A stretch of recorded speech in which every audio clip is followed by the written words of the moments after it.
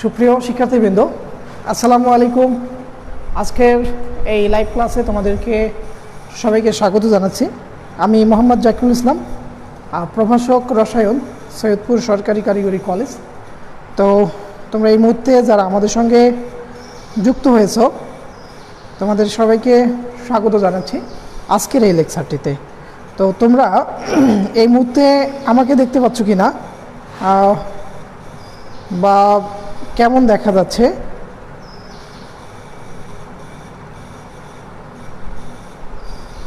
আচ্ছা, সাউন্ড শোনা যাচ্ছে কি না? আচ্ছা, একটু আমি দেখে নেই যে আমাকে তোমরা শুনতে পাচ্ছ কি না। ওকে, আমরা একটু ঠিক করে নেই।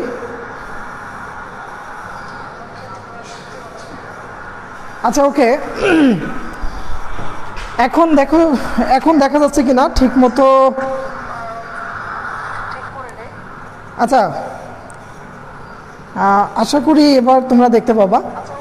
যাই হোক, একটু টেকনিক্যাল প্রবলেমের কারণে আমি এখন দেখা যাবে। তো আসলে ওয়ালাইকুম আসসালাম, সালাম দিছে মমতা পারভিন স্মৃতি, ওয়ালাইকুম আসসালাম। আচ্ছা, তোমরা যারা যারা এই মুহূর্তে আমার সঙ্গে লাইভে আছো, তোমরা হচ্ছে সবাই সবার রোলগুলো কমেন্ট করো। ওকে, আমরা দেখতে পাবো যে আসলে কারা কারা তোমরা আমার সঙ্গে যুক্ত আছো, আমি সেটা জানতে পারবো। তোমরা তোমাদের এই মুহূর্তে রোলগুলো কমেন্ট করে জানিয়ে দাও। ওকে, তো আচ্ছা, তো এখন আমরা আজকের ক্লাসটি শুরু করব। তো আজকের ক্লাসটি ইম্পর্টেন্ট ক্লাস। আমরা জৈব রসায়নেই শুরু করছি, জৈব রসায়ন পড়ছি আমরা। তো আজকে আমি যে জিনিস শেখাবো সেটা হলো ফ্রি রেডিকাল। ফ্রি রেডিকাল আজকে পড়াবো, ফ্রি রেডিকাল, জৈব রসায়ন free radical. Free radical, free radical বা মুক্তমূলক, ফ্রি রেডিকাল বা মুক্তমূলক। আজকে আমরা এই জিনিসটি দেখব। আচ্ছা, তো আসলে আমরা এর আগে জুমে ক্লাসগুলো করছিলাম, গত ক্লাসগুলো। তো ওই ক্লাসগুলোর মধ্যে কিছুটা প্রবলেম আমার কাছে মনে হতো, যে প্রবলেমটা ছিল এরকমের যে ক্লাসগুলো ঠিকমতো দেখতে পাওয়া যায় না, আবার সাউন্ড ভালো মতো শোনা যায় না। তো এই জন্য আসলে আমি জুম ক্লাস আর নিচ্ছি না। আশা করি এখন থেকে আমি এই লাইভে তোমাদের সঙ্গে আসব, লাইভে নেওয়ার চেষ্টা করব। তোমরা স্নিগ্ধা 106 রোল, তারপর হচ্ছে শাহিনা আক্তার ছন্দা 26 রোল, নূর ইসলাম 57 রোল, তারপরে হচ্ছে 27 রোল তিশা, তারপর সাইবা আঞ্জুম 2 রোল, উম্মে সাদিয়া রোজা 105 রোল। তোমরা যুক্ত হয়েছ, আর যারা যারা যুক্ত হচ্ছ সবাই তোমাদের রোলগুলো কমেন্ট করো। জেব জান্নাতি 40 রোল, হ্যাঁ। আরও আদনান শিশিরকে দেখতেছি, মেফতাহুল জান্নাত অনন্যা 5 রোল, ইশিকা আমাদের সঙ্গে যুক্ত হয়েছে 75 রোল। ওকে, তো যাই হোক, তোমাদের রোলগুলো আমরা জানবো এখানে। কারা কারা প্রেজেন্ট থাকো রোলগুলো কমেন্ট করো। আফিফা, আচ্ছা, রিমতি 16 রোল। তো যাই হোক, তোমাদের রোলগুলো কমেন্টে থেকে যাবে আমাদের, আমরা দেখতে পাবো পরবর্তীতে কে কে তোমরা আমাদের এই কলেজের ক্লাসগুলো করেছো। ওকে, তো এখন দেখো, আমি আজকে শেখাবো ফ্রি রেডিকাল, আজকে পড়াবো ফ্রি রেডিকাল। আচ্ছা, ফ্রি রেডিকাল কি? ফ্রি রেডিকাল, তো এই ফ্রি রেডিকাল বুঝতে হলে আমাদেরকে সর্বপ্রথম যেটি জানতে হবে সেটি হলো সমযোজী বন্ধন। সমযোজী বন্ধন, আচ্ছা, তো সমযোজী বন্ধন কিভাবে তৈরি হয়? আচ্ছা, একটু লক্ষ্য করো, ক্লোরিন যদি আমি বলি যে Cl2, এই ক্লোরিনে দেখো একটা ক্লোরিন আর একটা ক্লোরিন পরস্পর ইলেকট্রন শেয়ার করে, ইলেকট্রন শেয়ারের মাধ্যমে এরকম ক্লোরিন যুক্ত তৈরি হয়। আচ্ছা, এখন বিষয় হলো আমরা এটাকে এভাবে দেখাতে পারি, অথবা আমরা শেয়ারটাকে এভাবে দেখাতে পারি, কোনো সমস্যা নেই। এখন বিষয় হলো যে এই যে ফ্রি রেডিকাল, যে যদি কোনো সমযোজী বন্ধনের সুষম বিভাজন ঘটে, এই সমযোজী বন্ধনের সুষম বিভাজন ঘটে। তো সুষম বিভাজন কি? যদি আমরা এইটার এই যে ইলেকট্রনগুলো আছে এগুলোকে যদি মাস বরাবর ভাগ করি, দেখো তাহলে দুই ভাগে ভাগ হয়ে যাচ্ছে। তো এই যে সুষম বিভাজনের ফলে দেখো এখানে Cl প্লাস Cl, এই যে বিজোড় ইলেকট্রন সমৃদ্ধ পরমাণু তৈরি হচ্ছে, বিজোড় ইলেকট্রন সমৃদ্ধ পরমাণু তৈরি হচ্ছে। তো এই যে সুষম বন্ধনের সমযোজী বন্ধনের সুষম বিভাজনের ফলে সৃষ্ট এই যে বিজোড় ইলেকট্রন সংবলিত পরমাণু বা মূলক, এইগুলোকে ফ্রি রেডিকাল বা মুক্তমূলক বলা হয়। ওকে, তাহলে মুক্তমূলক কাকে বলবো? সমযোজী বন্ধনের সুষম বিভাজনের ফলে যে বিজোড় ইলেকট্রন সংবলিত পরমাণু বা মূলক সৃষ্টি হয়, সেই মূলকটি হচ্ছে মুক্তমূলক। তো এখানে আমরা যদি বলি ক্লোরিন, এই ক্লোরিন একটি হচ্ছে মুক্তমূলক, ক্লোরিন একটি মুক্তমূলক। আচ্ছা, ঠিক একইভাবে আমরা যদি উদাহরণ বলি যে methyl free radical, methyl free radical, তাই মিথাইল ফ্রি রেডিকাল। এখন মিথাইল ফ্রি রেডিকাল দেখো যে CH3 এটি হচ্ছে মিথাইল মূলক, CH3 এটি হচ্ছে মিথাইল মূলক। এই ফ্রি রেডিকালগুলোকে এর মাঝে এর উপরে আমরা একটা ফোঁটা দিব, এই যে এখানে একটা ফোঁটা দিলাম, এই ফোঁটা দেওয়ার মাধ্যমে আসলে আমরা ফ্রি রেডিকালগুলোকে এভাবে প্রকাশ করে থাকি। ওকে, এটি হলো মিথাইল ফ্রি রেডিকাল। আচ্ছা, আমরা যদি বলি ethyl free radical, CH3 CH2 ethyl মূলক, তার উপরে আমরা এরকম একটা ফোঁটা ইউজ করব। তো এটি দ্বারা আমাদের ইথাইল ফ্রি রেডিকাল এটা নির্দেশ করবে। ওকে, তাহলে কি হলো যে সমযোজী বন্ধনের সুষম বিভাজনের ফলে সৃষ্ট বিজোড় ইলেকট্রন সমৃদ্ধ পরমাণু বা মূলক তাদেরকে ফ্রি রেডিকাল বলে, তাদেরকে ফ্রি রেডিকাল বলে। ওকে, তো এখন হলো যে এই ফ্রি রেডিকালগুলো কিভাবে তৈরি হয়। ফ্রি রেডিকালের যদি আমরা উৎপত্তি বলি, আমরা ফ্রি রেডিকাল বুঝলাম, এখন দেখো ফ্রি রেডিকালের উৎপত্তি, কিভাবে ফ্রি রেডিকাল তৈরি হয়। উৎপত্তি তো উৎপত্তিটা হচ্ছে এরকম যে ফ্রি রেডিকাল হলো যদি সুষম সমযোজী বন্ধন হয়, সমযোজী বন্ধন আমরা জানি সমযোজী বন্ধনে দুইটা পরমাণু সমান পরিমাণ ইলেকট্রন শেয়ারের মাধ্যমে বন্ধন গঠন করে থাকে। তো ফ্রি রেডিকালের উৎপত্তি হলো যদি ওই সমযোজী বন্ধন, যে কোনো সমযোজী বন্ধন, এটা যদি ভেঙে যায় তাহলে সেক্ষেত্রে সেখানে ফ্রি রেডিকাল তৈরি হতে পারে।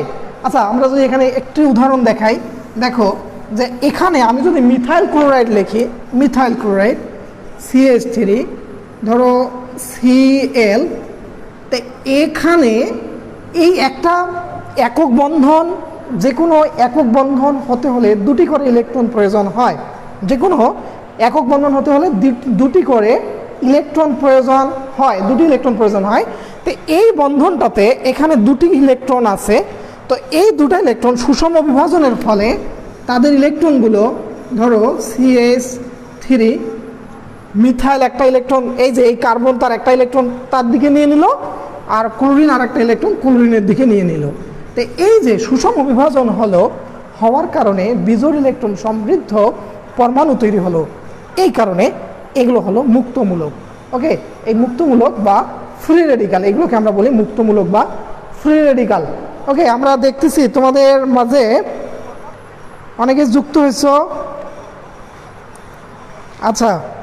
আচ্ছা, রোল নম্বর দেখতেছি 260, লাভিব যুক্ত হয়েছে, মাইশা 70 রোল, আদনান শিশির 234 রোল, তারপর 224 রোল দেখতেছি, জুয়াইরিয়া 74 রোল, তারপরে সরণী 62 রোল, নুসরাত মিম 80 রোল, মুশফিকা উনি 94 রোল, স্নিগ্ধা 66 রোল।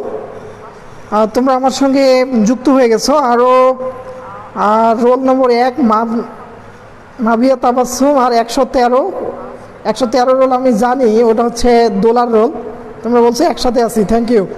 আচ্ছা, তারপরে শিমুল আহমেদ 79 রোল। যাই হোক, এই তোমাদের যদি কোনো বুঝতে প্রবলেম থাকে সেইগুলো কমেন্ট করবা, আমি তোমাদের সেগুলো বুঝিয়ে দেওয়ার চেষ্টা করব। ওকে, 11 রোল দেখতেছি যুক্ত হয়েছে। আচ্ছা, যাই হোক, তাহলে আমরা এখন দেখলাম যে ফ্রি রেডিকাল কাকে বলে, আমরা সেটা বুঝলাম। এখন হলো এই ফ্রি রেডিক্যালগুলোর স্থায়িত্বের ক্রম, ফ্রি রেডিক্যালগুলো কীভাবে স্থায়িত্ব লাভ করে, কারা বেশি স্থায়ী, সেই জিনিসটা দেখব। তাই আমরা দেখব ফ্রি রেডিক্যাল এর স্থায়িত্বের ক্রম। দেখো ফ্রি রেডিক্যালের স্থায়িত্বের ক্রম। আচ্ছা, ফ্রি রেডিক্যালের স্থায়িত্বের ক্রম। আচ্ছা, তো এই ফ্রি রেডিক্যালগুলো এরা কারা স্থায়ী? আসলে একটা বিষয় হচ্ছে ফ্রি রেডিক্যালগুলো এরা খুবই স্বল্প স্থায়ী। এরা সঙ্গে সঙ্গে তৈরি হবে, সেকেন্ডও লাগবে না, 1 সেকেন্ড 2 সেকেন্ডের মধ্যে আবার এরা কিন্তু মানে ভিনিশ হয়ে যায়, এরা আবার আরেকটা যৌগ তৈরি করে, খুব অল্প স্থায়ী। কিন্তু তারপরেও ওদের মধ্যে স্থায়িত্ব আছে, এদের কম বেশি স্থায়িত্ব আছে।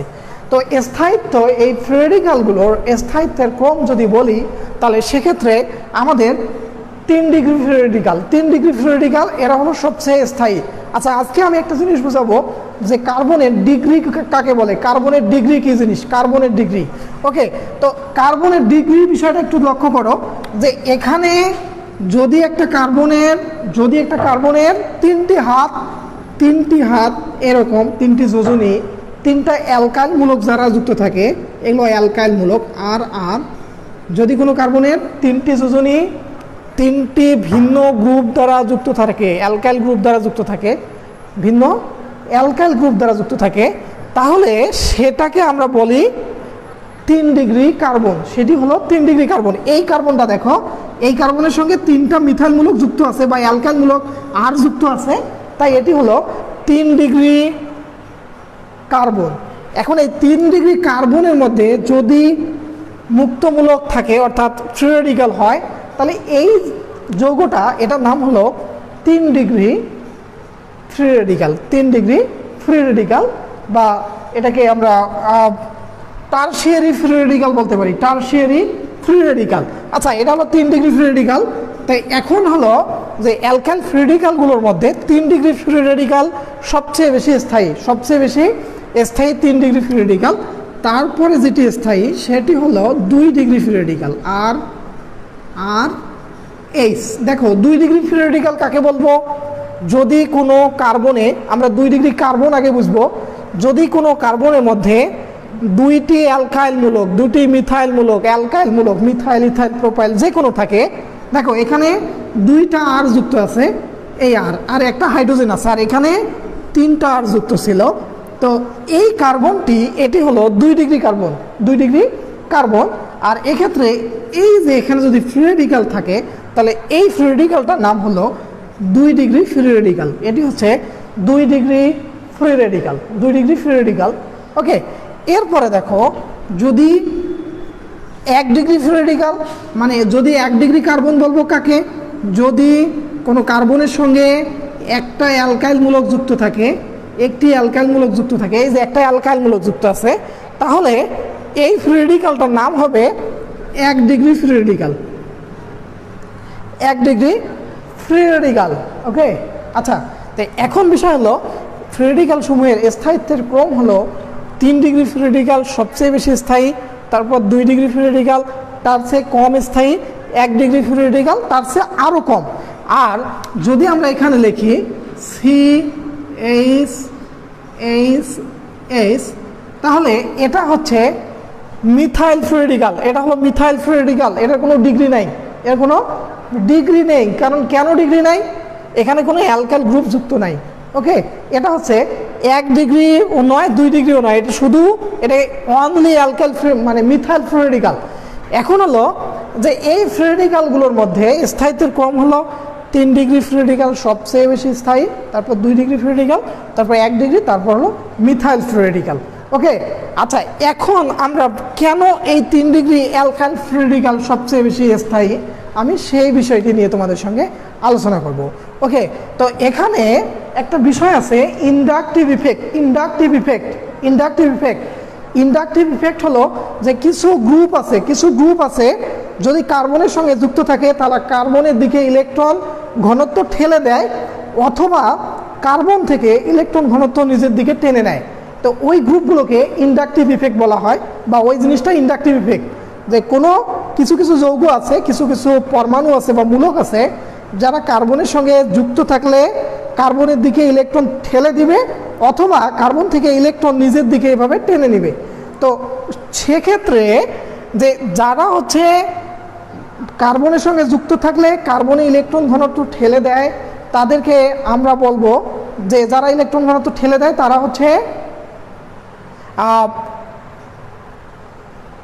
ধনাত্মক ইন্ডাকটিভ ইফেক্ট, সেক্ষেত্রে ধনাত্মক হয়, সেক্ষেত্রে ইন্ডাকটিভ ইফেক্টটা হয় ধনাত্মক। আর যদি ইলেকট্রন ঘনত্ব সেখান থেকে নিজের দিকে টেনে নেয় তাহলে সেটি হলো ঋণাত্মক ইন্ডাকটিভ ইফেক্ট, ঋণাত্মক ইন্ডাকটিভ ইফেক্ট। ওকে, আচ্ছা একটু লক্ষ্য করো, তো এখানে এই মিথাইলমূলক CH3 এই মিথাইলমূলকগুলো ইন্ডাকটিভ ইফেক্ট এখানে ধনাত্মক ইন্ডাকটিভ ইফেক্ট প্লাস আই ইফেক্টের মাধ্যমে যুক্ত থাকে। এরা যদি অ্যালকাইল গ্রুপগুলো প্লাস আই মানে ধনাত্মক ইন্ডাকটিভ ইফেক্ট, এরা যদি কোনো কার্বনের সঙ্গে যুক্ত থাকে তাহলে কার্বনের দিকে এরা ইলেকট্রন ঘনত্ব ঠেলে দেয়, ইলেকট্রন ঘনত্ব কার্বনের দিকে ঠেলে দেয়। তাহলে এটা কি করবে, কার্বনের দিকে ইলেকট্রন ঘনত্ব ঠেলে দিবে, ইলেকট্রন ঘনত্ব কার্বনের দিকে ঠেলে দেয়।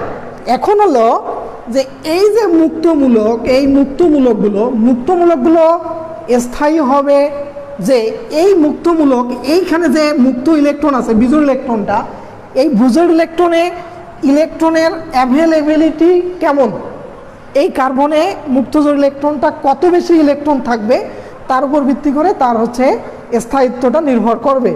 ওকে, এখন দেখো এই অ্যালকাইল গ্রুপগুলো এরা হচ্ছে এখানে ইন্ডাকটিভ ইফেক্টের কারণে এই কার্বনে ইলেকট্রন ঘনত্ব ঠেলে দেয়, দেওয়ার কারণে মুক্তজোড় ইলেকট্রনের আধিক্য বেড়ে যায়। এই যে এখানে এই ফ্রি রেডিক্যালের ইলেকট্রনের আধিক্য বেড়ে যায়, এখানে কারণ 3টা অ্যালকাইলমূলক 3 জন ইলেকট্রন দান করছে, বাট এখানে দেখো 2টা অ্যালকাইলমূলক শুধু ইলেকট্রন দান করছে, যার কারণে এর চেয়ে এই কার্বনে ইলেকট্রনের আধিক্য কম। পরের কার্বনে একটা অ্যালকাইলমূলক আছে, এখানে ইলেকট্রনের আধিক্য আরও কম হয়ে যায়। ওকে, যার কারণে এই যে এর ইলেকট্রনের আধিক্য বেশি হওয়ার কারণে এর স্থায়িত্ব সবচেয়ে বেশি। আর এই দেখো মিথাইল ফ্রি রেডিক্যালে এখানে কোনো অ্যালকাইল গ্রুপ না থাকার কারণে এক্ষেত্রে কোনো এই কার্বনের ইলেকট্রনের অ্যাভেলেবিলিটিটা বা পর্যাপ্ততা সবচেয়ে কম, যার কারণে এটা সবচেয়ে কম স্থায়ী। ওকে, তাহলে বোঝা গেছে, আশা করি তোমরা বুঝতে পারছো যে ফ্রি রেডিক্যালগুলো কেন স্থায়িত্ব লাভ করে। এর কারণটাই হলো যে এই অ্যালকাইল গ্রুপগুলো, যদি alkyl group methyl, ethyl, propyl যে কোনো গ্রুপ থাকে, এরা এই কার্বনে ইলেকট্রন ঘনত্ব ঠেলে দেয়, এই কার্বনে ইলেকট্রন ঘনত্ব ঠেলে দেয়। ইলেকট্রন ঘনত্ব ঠেলে দেওয়ার কারণে এই কার্বনের ইলেকট্রনের আধিক্য বেড়ে যায়, যার ইলেকট্রনের আধিক্য যদি বাড়ে সেক্ষেত্রে ফ্রি রেডিক্যালগুলো অনেক বেশি স্থায়িত্ব লাভ করে। ওকে, এর ক্ষেত্রে যে ঘটনা ঘটছে, তো সেক্ষেত্রে এখানে হচ্ছে 2টা অ্যালকাইল গ্রুপ আছে, যার কারণে এখানে ইলেকট্রনের আধিক্য একটু কম, এখানে একটা অ্যালকাইল গ্রুপ আছে, এখানে ইলেকট্রনের আধিক্য আরও কম হয়ে যায়। তো এই কারণে এই ক্রমে আমরা যদি যাই তাহলে ফ্রি রেডিক্যালগুলোর স্থায়িত্বের ক্রম কমে। ওকে, আচ্ছা এবার আমরা দেখব ফ্রি রেডিক্যালগুলোর সক্রিয়তা। ফ্রি রেডিক্যালের সক্রিয়তার ক্রমটা কি হবে? ফ্রি রেডিক্যালের সক্রিয়তার ক্রম, এর সক্রিয়তার ক্রম, ফ্রি রেডিক্যালের সক্রিয়তা, ফ্রি রেডিক্যালগুলো কিভাবে সক্রিয়তা লাভ করে। ওকে, আচ্ছা ফ্রি রেডিক্যালের সক্রিয়তা, তাই ফ্রি রেডিক্যালের সক্রিয়তা হলো যে ফ্রি রেডিক্যালগুলো, দেখো ফ্রি রেডিক্যালের সক্রিয়তা যদি বলি, তো ফ্রি রেডিক্যালগুলোর মধ্যে 3 ডিগ্রি ফ্রি রেডিক্যালের স্থায়িত্ব বেশি। তো আমরা একটা বিষয় হলো যে ফ্রি রেডিক্যালগুলো বেশি স্থায়ী হবে তারা হলো সাধারণত বিক্রিয়া করতে চাবে না, যার স্থায়িত্ব কম, মানে সে খুব সহজে আরেকটা পরমাণুর সঙ্গে যুক্ত হয়ে আরেকটা উৎপাদ তৈরি করে। তো এই ক্ষেত্রে যে ফ্রি রেডিক্যালের স্থায়িত্ব যত বেশি তার সক্রিয়তা তত কম, যার কারণে এদের সক্রিয়তার ক্রমটা হবে বিপরীত। অর্থাৎ মিথাইল ফ্রি রেডিক্যাল এটা সবচেয়ে বেশি সক্রিয়, তারপরে 1 ডিগ্রি ফ্রি রেডিক্যাল সক্রিয়, 2 ডিগ্রি, তারপর হবে 3 ডিগ্রি।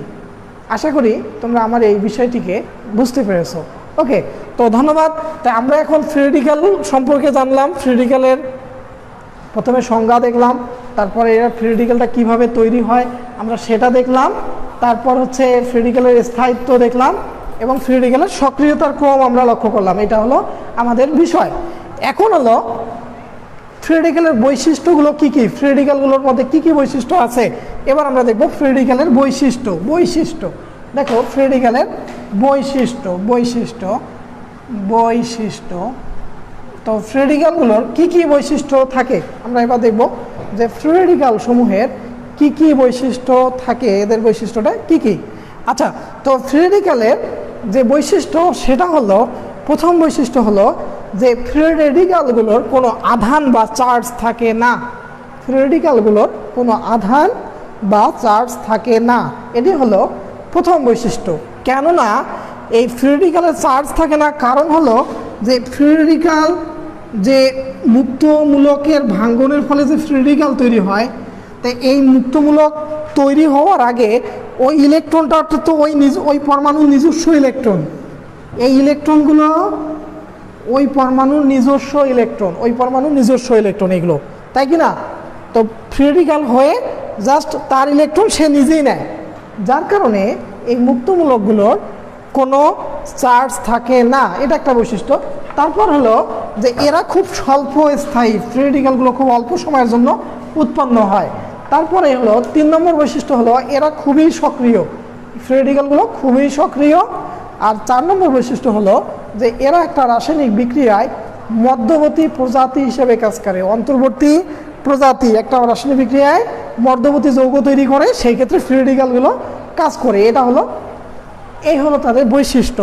এখন আমরা দেখব ফ্রি রেডিক্যাল শেষ, আমরা দেখব যে আমরা এর আগে ফ্রি রেডিক্যালের ক্ষেত্রে দেখলাম যে সমযোজী বন্ধনের সুষম বিভাজন, আমরা এটা দেখছিলাম সমযোজী বন্ধনের সুষম বিভাজনের ফলে ফ্রি রেডিক্যাল তৈরি হয়। তো এখন দেখব যদি এই সমযোজী বন্ধনের বিষম বিভাজন হয় তাহলে কি হবে। আচ্ছা, আমরা যদি বলি যে সমযোজী বন্ধনের বিষম বিভাজন, তাহলে আমরা একটু যদি এখানে লক্ষ্য করি যে বন্ধনের বিষম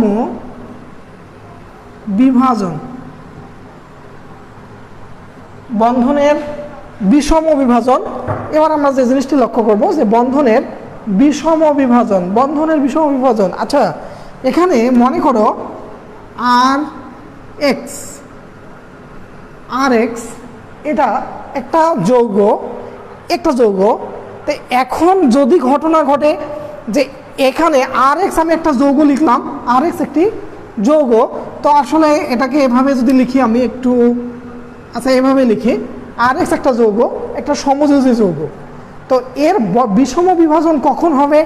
এখানে দুইটা ঘটনা হতে পারে যে এই যে এক্স যৌগটার তড়িৎ ঋণাত্মকতার মান বেশি, অথবা হতে পারে আর যৌগের তড়িৎ ঋণাত্মকতার মান বেশি।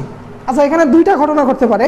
মনে করো যে এই এক্স যৌগটা এর তড়িৎ ঋণাত্মকতা বেশি, অথবা হতে পারে আর যে এখানে যে আর যেটা মৌল আছে বা যৌগ আছে, এটার তড়িৎ ঋণাত্মকতা যদি বেশি হয়, তাহলে এক্ষেত্রে সুষম বিভাজন আর হবে না। এক্ষেত্রে হবে কি যে যার তড়িৎ ঋণাত্মকতা বেশি সে এই বন্ধন জোড় ইলেকট্রনকে নিজের দিকে টেনে নেবে। আমরা তড়িৎ ঋণাত্মকতা পড়ছিলাম যে সমযোজী বন্ধনের শেয়ারকৃত ইলেকট্রন একটা পরমাণু নিজের দিকে টেনে নেওয়ার টেন্ডেন্সি, সেটা ছিল আমাদের তড়িৎ ঋণাত্মকতা। তো এখানে দেখো যে এই বন্ধনের ক্ষেত্রে যদি এই বন্ধন জোড় ইলেকট্রন এক্স পরমাণুটা নিজের দিকে টেনে নেয়, যদি এক্সের তড়িৎ ঋণাত্মকতা বেশি হয়, তাহলে এখানে আমরা দুই ধরনের বিষয় লক্ষ্য করব। ধরো যে এখানে মনে করো যে এক্সের তড়িৎ ঋণাত্মকতা বেশি, তাহলে কি হবে এক্স ইলেকট্রনটা, আচ্ছা এখানে দেখো আর তখন প্লাস হবে, এক্স মাইনাস হবে। এই দেখো অ্যালকাইলটা, অর্থাৎ অ্যালকাইল, এখানে তো কার্বন আছে অ্যালকাইল, তো অ্যালকাইলটা প্লাস হবে আর এক্সটা মাইনাস হচ্ছে। আর যদি এরকম হয় যে আর এর যদি তড়িৎ ঋণাত্মকতার মান বেশি হয়, তাহলে বন্ধন ইলেকট্রন আর নিজের দিকে টেনে নিবে, তখন আরটি হবে মাইনাস আর এক্সটা হবে প্লাস। এখানে এই বিষম বিভাজন, বন্ধনের বিষম বিভাজন, এই জায়গাটাতে দুইটি বিষয় এখানে আছে যে যদি সমযোজী বন্ধনের বিষম বিভাজনের ফলে ধনাত্মক চার্জযুক্ত কার্বন তৈরি হয়, যে এই অ্যালকাইল, এটা আরটা কি অ্যালকাইল, CH3 বা CH3CH2 এরকম অ্যালকাইল গ্রুপ আর। তো এই যে দেখো এক্সের তড়িৎ ঋণাত্মকতা বেশি হওয়ার কারণে এখানে আমরা অ্যালকাইল পাচ্ছি আর প্লাস। তো এই ধরনের যদি সমযোজী বন্ধনের বিষম বিভাজনের ফলে ধনাত্মক চার্জযুক্ত কার্বন আয়ন তৈরি হয়, তাহলে সেটাকে আমরা বলবো কার্বনায়ন বা কার্বোক্যাটায়ন। এটাকে বলবো carbocation, carbonium ion, carbonium ion.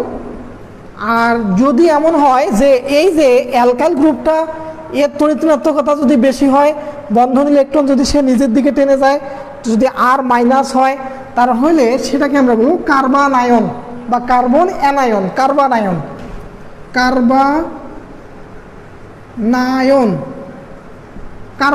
ওটা ছিল কার্বনিয়াম আয়ন, এটা হলো কার্বানায়ন।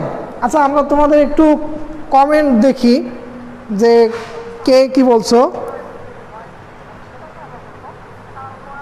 আচ্ছা, একজন বলছে স্যার সবাই পালাইছে, আমরা 9 জন ক্লাস করতেছি। আমরা দেখতে পাচ্ছি এখানে 9 জন, 39 জন আছে। আচ্ছা, আল আফিফা সরণি তুমি বলছো স্যার মধ্যবর্তী যৌগটা কি?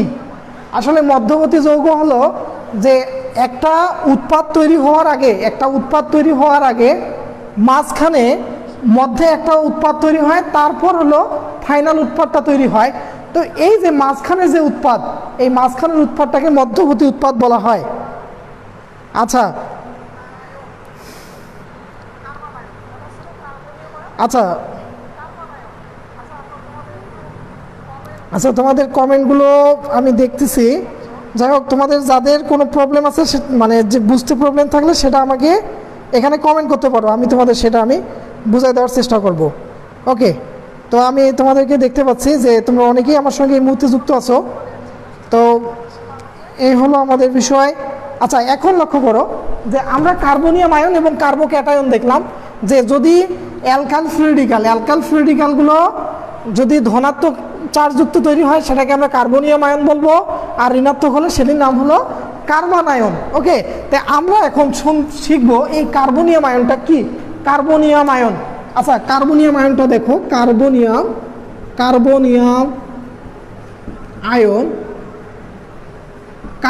আয়ন। তো এই কার্বনিয়াম আয়নটা কি? কার্বনিয়াম আয়ন হলো যে জৈব যৌগের সমযোজী বন্ধনের বিষম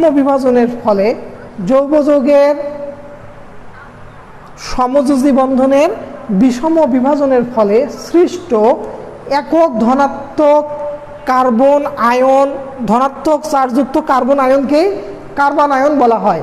আচ্ছা, জৈব যৌগের সমযোজী বন্ধনের বিষম বিভাজনের ফলে সৃষ্ট একক ধনাত্মক চার্জযুক্ত কার্বন আয়নকে কার্বনিয়াম আয়ন বা কার্বোক্যাটায়ন বলে। এখন এই কার্বনিয়াম আয়নের উদাহরণ দেখো, যেমন মিথাইল কার্বনিয়াম আয়ন, যেমনটা হচ্ছে মিথাইল কার্বনিয়াম আয়ন CH3। এই কার্বনিয়াম আয়নটাকে আমরা প্লাস দ্বারা প্রকাশ করব। কার্বনিয়াম আয়ন এটি হলো মিথাইল কার্বনিয়াম আয়ন, প্লাস দ্বারা যুক্ত হবে মিথাইল কার্বনিয়াম আয়ন। তো এখানে CH3 CH2 এটা হলো ইথাইল কার্বনিয়াম আয়ন। কার্বনিয়ামগুলো হলো, এটা হচ্ছে মিথাইল কার্বনিয়াম আর এটা হলো ইথাইল কার্বনিয়াম আয়ন। ওকে, আচ্ছা, তো এখন হলো এই যে কার্বনিয়াম আয়ন হলো যে বিষম বিভাজন, অর্থাৎ সমযোজী বন্ধনের বিষম বিভাজনের ফলে সৃষ্ট একক ধনাত্মক আধান বিশিষ্ট কার্বন আয়নকে কার্বনিয়াম আয়ন বলে। এখন হলো এই কার্বনিয়াম আয়নগুলোর স্থায়িত্বের ক্রমটা কি হবে? কার্বনিয়াম আয়নগুলোর মধ্যে কারা স্থায়ী এবং কারা কম স্থায়ী, আমরা সেটা একটু দেখব, যে কার্বনিয়াম আয়নের স্থায়িত্বের ক্রম। ওকে, লক্ষ্য করো যে কার্বনিয়াম আয়নের স্থায়িত্বের ক্রম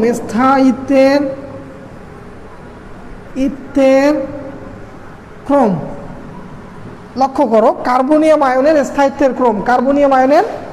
স্থায়িত্বের ক্রম। আচ্ছা, এই কার্বনিয়াম আয়নগুলোর মধ্যে 3 ডিগ্রি কার্বনিয়াম আয়ন এটি সবচেয়ে বেশি স্থায়ী।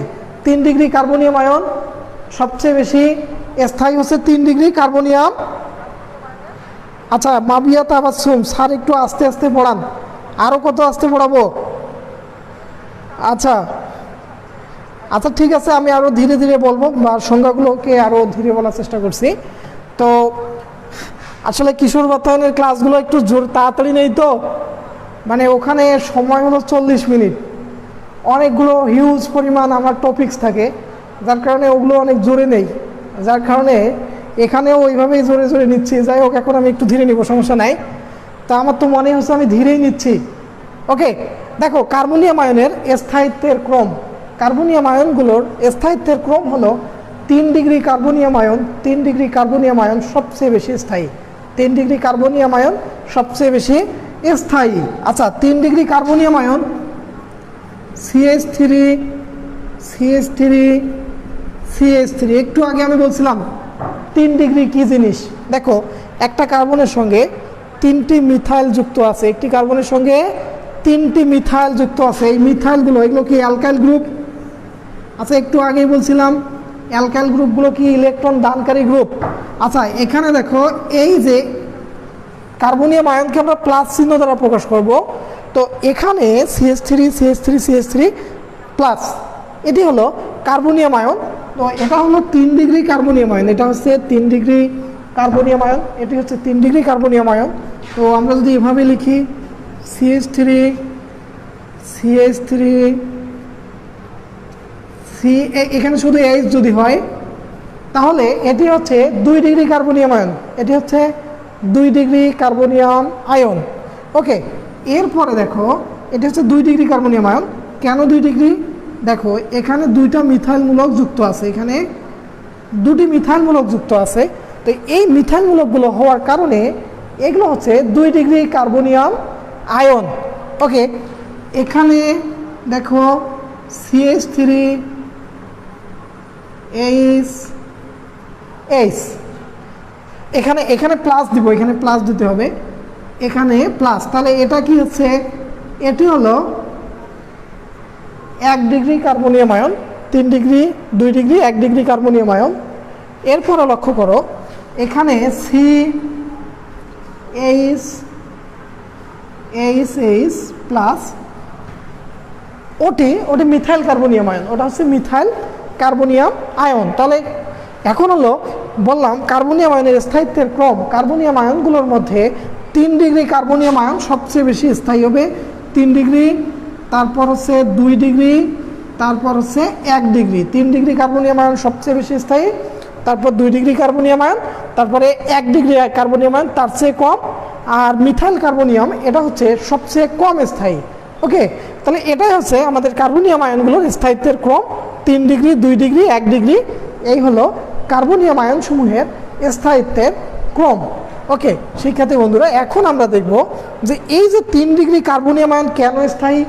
এর বিষয়টা হলো যে কার্বনিয়াম আয়ন মানে কি ধনাত্মক চার্জ, ধনাত্মক চার্জ, এই ধনাত্মক চার্জ মানে কি ইলেকট্রনের ঘাটতি আছে, এই কার্বনটাতে ইলেকট্রনের ঘাটতি আছে, এখানে ইলেকট্রনের ঘাটতি আছে।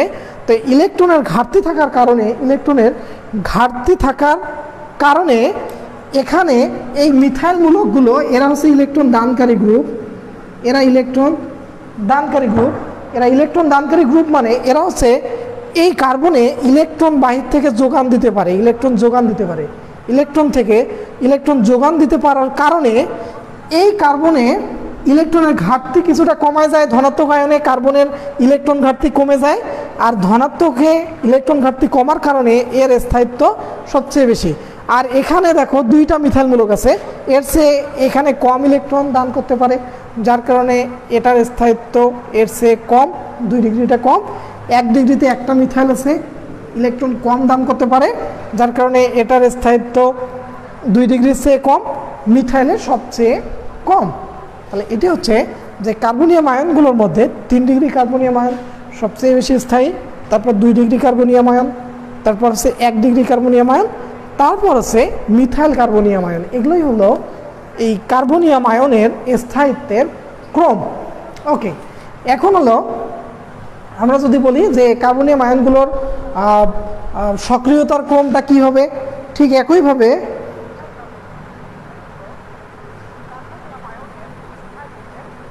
আচ্ছা, একজন বলছো খন্দকার সুবাতি খাদিজা যে স্যার যেখানে অ্যালকালি গ্রুপ নাই সেটা কি বলবো, যেখানে অ্যালকাইল গ্রুপ নাই সেটাকে কি বলবো?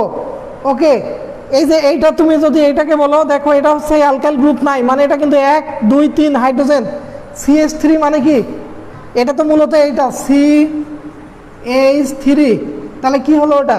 Methyl carbonium ion. অ্যালকাইল গ্রুপে যে ও বলছে যে যেইগুলোতে অ্যালকাইল গ্রুপ নেই সেইগুলোকে আমরা কি বলবো? তো এই যে দেখো এখানে কোনো অ্যালকাইল গ্রুপ নাই, শুধু হাইড্রোজেন আছে, তাই কার্বনের 3টা হাইড্রোজেন থাকলে সেটা কি হলো? Methyl group. তো মিথাইল হবে, তাই আমরা ওটাকে বলবো methyl carbonium ion. Okay sir, methyl carbonium আয়নে ইলেকট্রন দেয় কি? মিথাইল কার্বনিয়াম আয়ন ইলেকট্রন দেয় কি? মিথাইল কার্বনিয়াম আয়ন কোনো ইলেকট্রন দেয় না। মালিহা বলছো যে sir methyl carbonium ion electron দেয় কি? ওখানে মিথাইল কার্বনিয়াম আয়নে কোনো গ্রুপ কার্বনে কোনো ইলেকট্রন দান করতে পারে না, যার কারণে এই কার্বনে ধনাত্মক চার্জের পরিমাণ সবচেয়ে বেশি হয়। এটাতে ধনাত্মক চার্জের পরিমাণ কম, এটাতে তার চেয়ে একটু বেশি, এটাতে তার চেয়ে বেশি, এটাতে সবচেয়ে বেশি। আর এই ধনাত্মক চার্জের পরিমাণ বেশি হওয়ার কারণে এই কার্বনটা, এই মিথাইলটা হলো সবচেয়ে কম স্থায়ী হয়। ওকে, আশা করি বুঝতে পেরেছো। আর কেউ কোনো কমেন্ট? আচ্ছা, তো যাই হোক, আমরা এখন দেখি এই হলো বিষয়। এরপরে লক্ষ্য করো যে এই যে কার্বনিয়াম আয়নের স্থায়িত্বের ক্রম আমরা হলো এটা দেখলাম।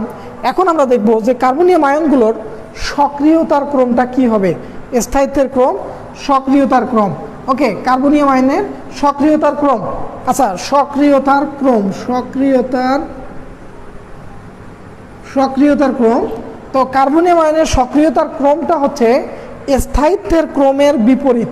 স্থায়িত্বের ক্রমের বিপরীত, যে কার্বনিয়াম আয়ন যত বেশি স্থায়ী তার সক্রিয়তা তত কম, সেটা তত কম বিক্রিয়া করতে চায়। ওকে, তো তাহলে আমাদের সবচেয়ে বেশি সক্রিয় কার্বনিয়াম আয়ন হবে মিথাইল কার্বনিয়াম আয়ন।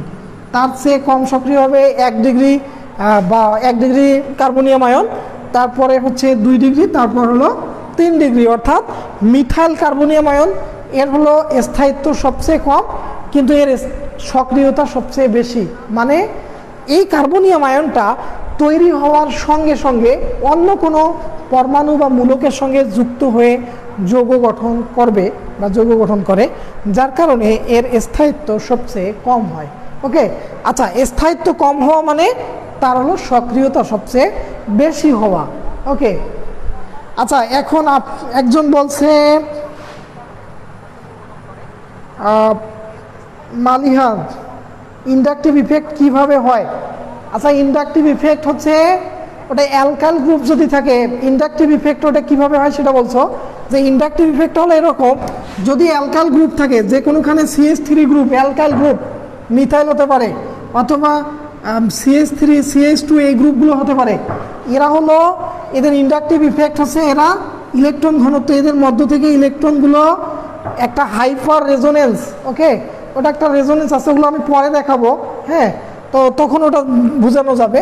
তো এরা এখান থেকে ইলেকট্রন হাইপার কনজুগেটিভ ইফেক্টের মাধ্যমে ইলেকট্রন দিয়ে দেয়। ওটা যখন বেনজিন পড়াবো আমি তখন তোমাদের ওটা বুঝাবো। আর আরেকগুলো আছে যেমন নাইট্রোমূলক, NO2 মূলক, এরা হচ্ছে ইলেকট্রন ঘনত্ব এই কার্বন থেকে নিজের দিকে টেনে নেয়, এরা টেনে নেয় আর এরা দেয়। তো এটা হলো মিথাইল মূলকটা ওই অর্থে হচ্ছে ইন্ডাকটিভ ইফেক্ট দেখাতে পারে। আচ্ছা, ডাবল বন্ড থাকলে কি হয় স্যার? আফিফা সরণি বলছে ডাবল বন্ড থাকলে কি হয়? ডাবল বন্ড থাকলে কার্বনিয়াম আয়ন তৈরি হবে না। কার্বনিয়াম আয়নগুলোর মধ্যে সিঙ্গেল বন্ডগুলোই হতে হবে। ডাবল বন্ড থাকলে সেগুলোর ক্ষেত্রে কার্বনিয়াম আয়ন হবে না। ওকে, তো এই হলো কার্বনিয়াম আয়ন। আমরা কার্বনিয়াম আয়ন সম্পর্কে শিখলাম। এখন দেখো কার্বনিয়াম আয়নের হচ্ছে বৈশিষ্ট্যগুলো কি। কার্বনিয়াম আয়নের বৈশিষ্ট্য, তো এই কার্বনিয়াম আয়নের বৈশিষ্ট্য হচ্ছে যে ওই ফ্রি রেডিক্যালের মতোই, ফ্রি রেডিক্যালের যে রকমের বৈশিষ্ট্য এদেরও ঠিক একই বৈশিষ্ট্য আছে, যে এরা কার্বনিয়াম আয়নগুলো এরা অধিক হলো, উভয় হলো অধিক সক্রিয়, তারপর এরা হলো মানে স্বল্পায়ু, অর্থাৎ অল্প, মানে এদের স্থায়িত্ব কম।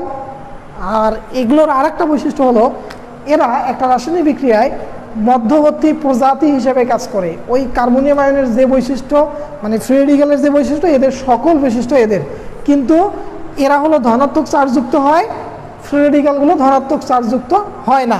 ওকে, এখন হলো এবার আমরা দেখব যে দেখো তো কার্বনিয়াম আয়নটা কিভাবে তৈরি হয় তার একটা স্থায়িত্ব বলি, যে কার্বনিয়াম আয়নের তৈরি হয় কেন, কার্বনিয়াম আয়নটা তৈরি হয়, তাই কার্বনিয়াম আয়নের উৎপত্তি যদি কীভাবে হয় সেটা বলি। যে কার্বনিয়াম আয়নের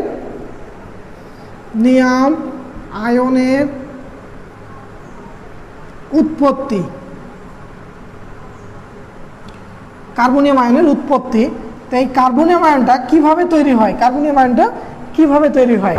তাই কার্বনিয়াম আয়নের উৎপত্তি হলো যে, আমি একটা উদাহরণ যদি দেখি, CH3Cl। তো এখন হলো যদি সমযোজী বন্ধনে যে পরমাণুগুলো থাকে, এই পরমাণুগুলো তড়িৎ ঋণাত্মকতার পার্থক্য কম বেশি হয়। দেখো এখানে এইটার সঙ্গে কার্বনের সঙ্গে ক্লোরিন যুক্ত আছে, তাই কার্বনের চেয়ে ক্লোরিনের তড়িৎ ঋণাত্মকতার মান বেশি। তাই তড়িৎ ঋণাত্মকতার মান বেশি হওয়ার কারণে এই বন্ধন জোড় ইলেকট্রনটাকে ওই পরমাণু ক্লোরিন নিজের দিকে টেনে নেবে, একটা পরমাণু নিজের দিকে টেনে নেবে, নেওয়ার কারণে দেখো যে ও ইলেকট্রন নিজের দিকে টেনে নেবে, আর এর কোনো ইলেকট্রন থাকবে না, যার কারণে এই কার্বনটা ধনাত্মক হবে আর এই মিথাইল মানে ক্লোরিনটা ঋণাত্মক হবে। তো এখানে CH3+ Cl- এই জিনিসটা তৈরি হবে। ওকে, আচ্ছা, তো এই হলো কার্বনিয়াম আয়ন। যে কার্বনিয়াম আয়নের উৎপত্তির কারণটাই হলো, যদি কার্বনিয়াম আয়ন উৎপত্তি হবে যদি সমযোজী বন্ধনে দুইটা পরমাণুর তড়িৎ ঋণাত্মকতার মধ্যে পার্থক্য থাকে।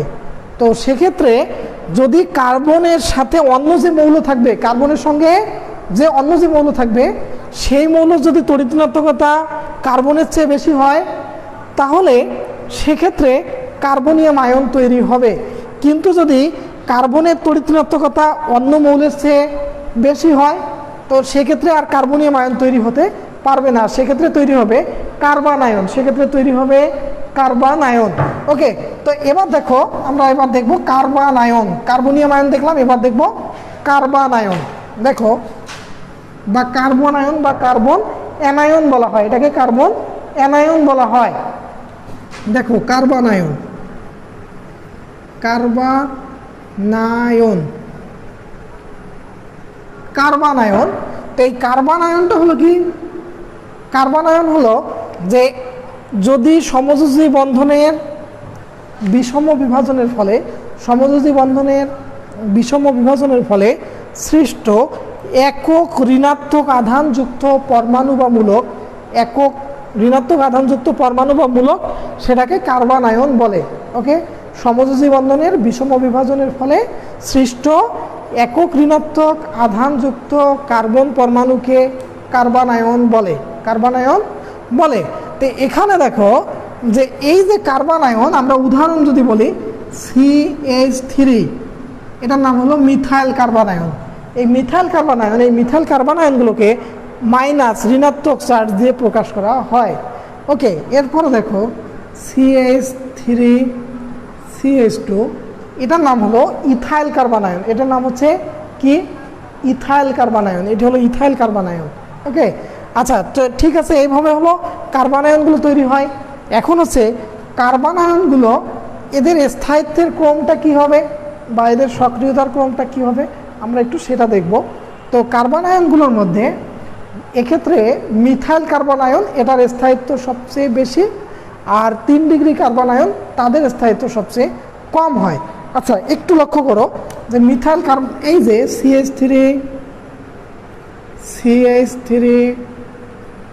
CH3 মাইনাস, তো এই যৌগটা, এটার নাম হলো 3 ডিগ্রি কার্বন আয়ন, এটি হচ্ছে 3 ডিগ্রি কার্বন আয়ন, এটা 3 ডিগ্রি কার্বন আয়ন। তো এটা হলো 3 ডিগ্রি কার্বন আয়ন। তারপরে লক্ষ্য করো যে আমরা যদি এদের কার্বন আয়নগুলোর স্থায়িত্বের ক্রম, কার স্থায়ী বেশি, আমরা সেটা লক্ষ্য করব। CH3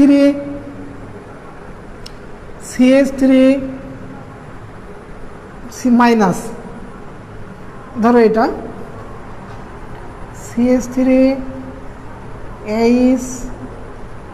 H মাইনাস আর H মাইনাস। তো এইগুলো কি? এইগুলো হচ্ছে যে এখানে দেখো এটা 3 ডিগ্রি কার্বন আয়ন, এটা 2 ডিগ্রি কার্বন আয়ন, এটা 1 degree carbon ion, 2 degree 1 degree carbon ion. এখন এই কার্বন আয়নগুলোর মধ্যে যেগুলো হচ্ছে মিথাইল কার্বন আয়ন তার স্থায়িত্ব বেশি, 3 ডিগ্রি কার্বন আয়নের স্থায়িত্ব সবচেয়ে কম। এখানে কার্বনিয়াম আয়নের বিপরীত হবে, স্থায়িত্বের ক্রম কার্বনিয়াম আয়নের বিপরীত। হ্যাঁ, কেন বিপরীত হবে? এখানে লক্ষ্য করো যে এই যে মিথাইল মূলকগুলো, এই মিথাইল মূলকগুলো ইলেকট্রন দানকারী গ্রুপ, এরা ইন্ডাকটিভ ইফেক্টের মাধ্যমে ইলেকট্রন দান করে থাকে, এরা ইলেকট্রন দানকারী গ্রুপ। ওকে, তো এখন হচ্ছে এই যে কার্বন আয়নগুলো এরা এমনিতেই ঋণাত্মক, এরা বন্ধন জোড় ইলেকট্রন আগে থেকে নিয়ে আসে। তো এক্ষেত্রে কোনো পরমাণুর মধ্যে ইলেকট্রন যত বেশি থাকবে, ইলেকট্রনের পরিমাণ যত বেশি থাকবে, তার হলো যে স্থায়িত্বটা তত কম হবে। তো এখানে দেখো এমনিতেই মাইনাস আছে, আবার এখানে 3টা মিথাইল মূলক ইন্ডাকটিভ ইফেক্টের মাধ্যমে আরও ইলেকট্রন এখানে যোগান দিচ্ছে এই কার্বনে। তখন এই ইলেকট্রনের আধিক্য আরও বেশি বেড়ে যাচ্ছে। ইলেকট্রনের আধিক্যটা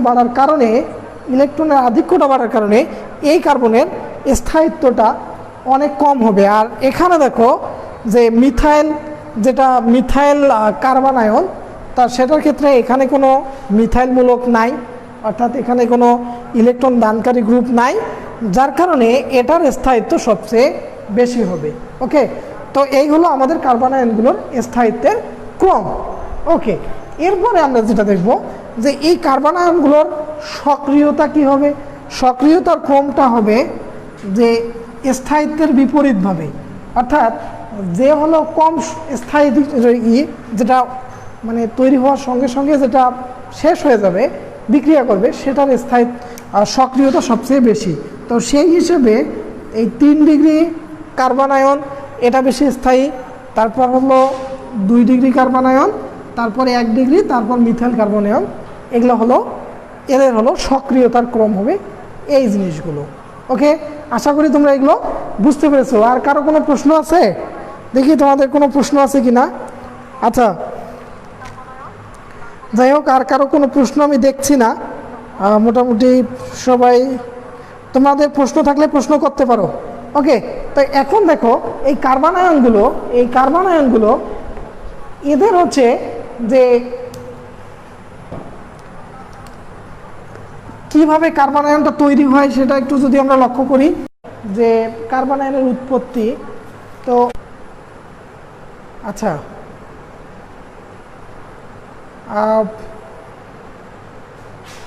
আমাদের একটু মানে নেট কানেকশনের প্রবলেম ছিল মাঝখানে, যার কারণে হয়তোবা দেখা যায়নি। এখন মনে হয় দেখা যাচ্ছে। আচ্ছা, একটু নেট কানেকশনের প্রবলেমের কারণে তোমরা দেখতে পাও নাই, তো আশা করি আবারও আমাদের কানেকশন ঠিক আছে। আচ্ছা, তো এটা একটু প্রবলেম ছিল। তো এখন দেখো যে এই যে কার্বন আয়নগুলো কিভাবে উৎপত্তি হয়, কার্বন আয়নের উৎপত্তিটা কিভাবে হয়। তো কার্বন আয়নের উৎপত্তি হলো যে যদি কার্বনের সঙ্গে অন্য যে মৌলটা যুক্ত থাকবে তার যদি তড়িৎ ঋণাত্মকতার মান কার্বনের চেয়ে কম হয়, যেমন সোডিয়াম, এটা তড়িৎ ধনাত্মক মৌল, তো সোডিয়ামের তড়িৎ ঋণাত্মকতার মান কার্বনের চেয়ে কম, ধরো এটা 0.9 আর এটা 2.1 এরকম, তাহলে কি এটা অনেক কম হলো না? তাহলে কি হবে, বন্ধন ইলেকট্রনকে কার্বন নিজের দিকে, যার তড়িৎ ঋণাত্মকতা বেশি সে তার নিজের দিকে টেনে নেয়। তাই নেওয়ার কারণে এখানে দেখা যাচ্ছে এরকম হবে CH3 মাইনাস Na+। তো এই কারণে এটা হলো মিথাইল কার্বন আয়ন, অর্থাৎ কার্বন আয়নটা এইভাবে তৈরি হয়। ওকে, তো থ্যাংক ইউ। আমরা হচ্ছে এই যে বন্ধনের বিষম বিভাজন আমরা এটা দেখলাম। তো আজকে আমি তোমাদের আর বেশি কিছু না দেখাই, এখন আমি একটু অ্যালকিনের নামকরণ শেখাবো। আজকে একটু নামকরণ শেখাবো। আমরা এর আগে অ্যালকিনের নামকরণগুলো দেখছিলাম, এবং শাখায়িত, দীর্ঘ শাখায়িত, শাখায়িতর মধ্যে আবার শাখায়িত, এই অ্যালকেনের নামকরণগুলো আমরা এর আগে দেখেছিলাম।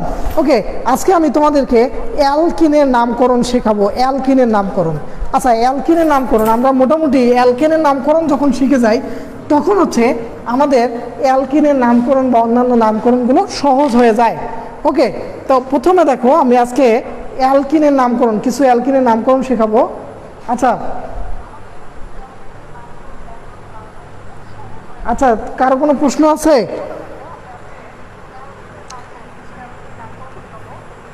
আচ্ছা, মমতা পারভিন, প্রীতি, সন্নিবেশ সমযোজী বন্ধনের ক্ষেত্রেও কার্বন ক্যাটায়ন সৃষ্টি হবে? সন্নিবেশ সমযোজী বন্ধন এদের ক্ষেত্রে হবে না, শুধু সমযোজী বন্ধন হলেই কার্বনিয়াম আয়ন তৈরি হবে, আয়নিক বন্ধন হলেও হবে না। ওকে, আচ্ছা, ওকে, থ্যাংক ইউ। আচ্ছা, আমরা এখন দেখো আমরা আসতেছি যে কার্বনিয়াম আয়ন আমরা পড়া শেষ করলাম। এখন আমরা যে জিনিসটি শিখব যে ইথিন বা অ্যালকিনের নামকরণ আমরা দেখব। অ্যালকিনের নামকরণ এবার আমরা শিখব। অ্যালকিনের নামকরণ আমাদের এবার বিষয় হলো অ্যালকিনের নামকরণ, অ্যালকিনগুলোকে আমরা কিভাবে নামকরণ করি। আচ্ছা, তো সর্বপ্রথম আমাদের যে বিষয়টি হলো যে অ্যালকেনের ক্ষেত্রে আমরা যেটা করছিলাম যে আমরা দীর্ঘতম কার্বন শিকলটাকে আগে বের করে নাম্বারিং করছিলাম, আর সেক্ষেত্রে যে দিক থেকে 500 শিকল কাছে পাওয়া যায় আমরা সেদিক থেকে নাম্বারিং করছিলাম। কিন্তু অ্যালকিনের নামকরণের ক্ষেত্রে একটু ভিন্ন, সেটা হলো যে যে দিক থেকে আমরা অ্যালকিনকে অর্থাৎ দ্বিবন্ধনকে কাছে পাবো সেই দিক থেকে নাম্বারিং করব, আর এক্ষেত্রেও ওই দীর্ঘতম কার্বন শিকল আমরা এটাও নাম্বারিং করব। আচ্ছা, প্রথমে একটা উদাহরণ দেখি যে CH3, লক্ষ্য করো CH3 যদি এটা হয় CH ডাবল বন্ড CH2, এটা একটা অ্যালকিন, এটা একটি অ্যালকিন যৌগ। তো অ্যালকিন যৌগ এটার নামকরণটা কিভাবে হবে? তো এটার ক্ষেত্রে নামকরণ করার জন্য যেটা করব যে আমরা এর আগে অ্যালকেনের ক্ষেত্রে দেখছিলাম যে এই দিক থেকে 500 শিকল আগে পাওয়া যায়, তো আমরা এই দিক থেকে নাম্বারিং শুরু করছিলাম 1 2 3 4 এভাবে গেছিলাম। কিন্তু এক্ষেত্রে আমাদের এই দিক থেকে না গিয়ে এখান থেকে দেখো যে দিক থেকে 500 শিকল না দ্বিবন্ধন কাছে পাওয়া যায়, তো এটাতে কি এটা হলো দ্বিবন্ধন, এইখানে গেলে আমরা 1 নম্বরে দ্বিবন্ধন পাচ্ছি, আর যদি আমরা এই দিক থেকে যাই 1 2 3 নম্বরে গিয়ে দ্বিবন্ধন পাচ্ছি। তো আমাদের নাম্বারিংয়ের এই দিক থেকে না করে এই দিক থেকে অর্থাৎ যে দিক থেকে কার্বনটাকে আমরা কাছে পাবো অর্থাৎ এটা হলো 1 নম্বর 2 3 4 নম্বর কার্বন এভাবে। আচ্ছা, এখন এই যৌগের নামকরণ করার সময় তো দেখো এখানে 500 শিকল আছে, এটা মিথাইল 500 শিকল। তো 500 শিকলগুলো নামকরণের সময় আগে 500 শিকলগুলো লিখবো, আর তারপরে এই কার্বন সংখ্যা অনুযায়ী নামকরণ করব।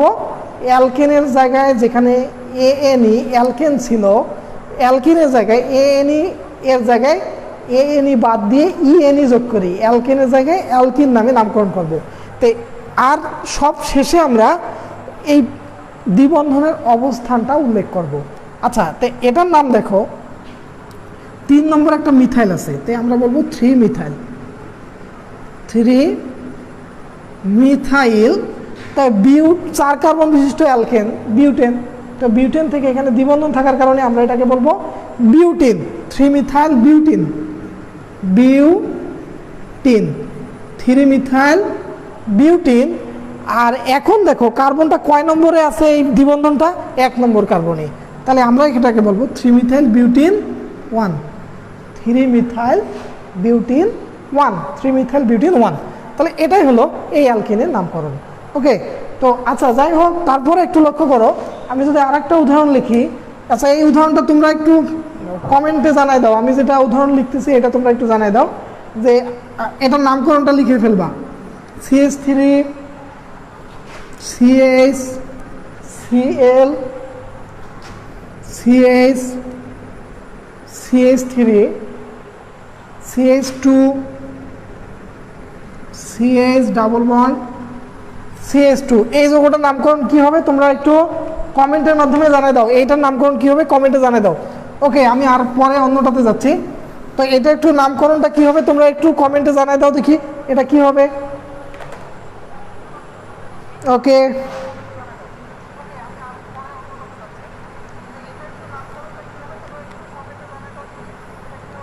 আচ্ছা, এটার নামকরণটা তোমরা একটু দেখো তো পারো কি না, এটা নামকরণ দেখো। আচ্ছা, তো আমি এখন দেখো আমি অন্য আরেকটা নামকরণ দেখাই, তোমরা একটু এটা দেখো, আমি দেখি তোমরা পারো কি না। আর এখানে আমি দু একটা নামকরণ দেখাই, যে CH3 CNO2 double bond CH3 CH3। আচ্ছা, এখন দেখো এই যৌগটার নামকরণ কি হবে, এটার নামকরণ আমরা কিভাবে করব। আচ্ছা, অ্যালকিনের নামকরণের ক্ষেত্রে যে যদি এবার দেখো এটা আমরা এটা কোন দিক থেকে নাম্বারিং করব। এখন দেখো যে আমাদের এখানে 1 নম্বর 2 নম্বর কার্বনে এসে অ্যালকিন আছে, এপাশে থেকেও 2 নম্বর কার্বনে এসে অ্যালকিন আছে, অর্থাৎ দ্বিবন্ধন আছে। তো সেক্ষেত্রে আমরা নাম্বারিংটা কি করব। তো এক্ষেত্রে নিয়ম হলো, যদি দুই পাশ থেকে আমরা সেম সংখ্যায় নাম্বারিং পাই এবং পার্শ্ব শিকলও সমান সমান পাই, তাহলে আমাদের দেখতে হবে এই পার্শ্ব শিকলগুলোর অ্যালফাবেটিক্যালি কে আগে আছে। দেখো এটা নাইট্রো N, এটা হলো মিথাইল M, তাই M আগে না N আগে, M, এটা হচ্ছে N, তাহলে এটা কি M, তো M এবং N এর মধ্যে M আগে আছে, তো নাম্বারিং করবো আমরা এই দিক থেকে 1 2 3 4। ওকে, তো তখন কি হবে, সহজ। এবার হলো দেখো, তো আমাদের আগে মিথাইল আছে, তারপরে নাইট্রো আছে, তো নামকরণে আমরা আগে মিথাইলটাকে উল্লেখ করব, তারপর নাইট্রোটাকে উল্লেখ করব। আচ্ছা, এখানে নামকরণটা একটু দেখো, যে 2 মিথাইল, এটার নাম হবে 2 মিথাইল,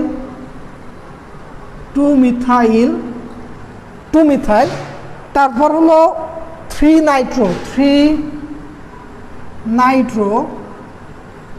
নাইট্রো। আচ্ছা, এরপরে দেখো আমরা এর আগে যেমন বিউটেন থেকে বিউটেন বলছিলাম, তো এই যৌগগুলো আসলে ওইভাবেও লেখা যায়, যে এটার নাম লেখা যেতে পারে যে 2 মিথাইল 3 নাইট্রো বিউটিন 2, আমরা এটা লিখতে পারি যে বিউটিন 2। কিন্তু আবার আমরা ওভাবে না লিখে এটা ভাঙ্গায়ও লেখা যায়, যে নাইট্রো তারপর বিউটিন থেকে বিউট 2 ইন।